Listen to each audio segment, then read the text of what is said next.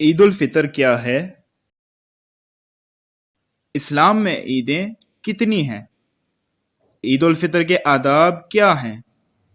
जानिए ये सब कुछ और इसके अलावा भी बहुत कुछ सिर्फ आपके अपने चैनल दुआ व अज़कार पर आतिफ अली से।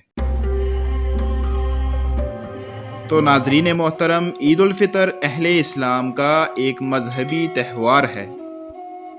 इसको ईद इसलिए कहा जाता है कि ये हर साल वापस लौट कर आती है और बार बार आती से जो भूल चूक हो जाए उसकी तलाफी के लिए रसूलुल्लाह सल्लल्लाहु अलैहि वसल्लम ने सदका फितर का हुक्म दिया। हजरत इब्ने अब्बास रजी अल्लाह तआला अन्हु ने फरमाया कि आप सल्लल्लाहु अलैहि वसल्लम ने सदका फितर रोज़ों को लग़्व और गंदी बातों से पाक करने के लिए और मसाकीन के रोज़ों के लिए फरमाया। तो नाजरीन मोहतरम, सदका फितर की अदायगी ईद की नमाज से पहले पहले कर देनी चाहिए और मज़ीद बेहतर है कि इसे रमज़ान के शुरू में ही अदा कर दिया जाए ताकि गुरबा व मसाकीन भी ईद की खुशियों में शरीक हो सकें। ये हर मुसलमान मर्द औरत छोटे बड़े सब पर फ़र्ज है और इसकी मिकदार गंदम के हिसाब से 2 किलो और खजूर किशमिश जो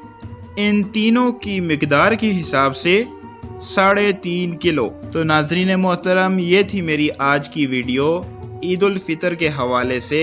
ईद उल फितर की अहमियत क्या है, इस्लाम में कितनी ईदें हैं। मज़ीद ऐसी वीडियोस के साथ फिर आपकी खिदमत में हाजिर होऊंगा। तब तक के लिए अल्लाह हाफिज।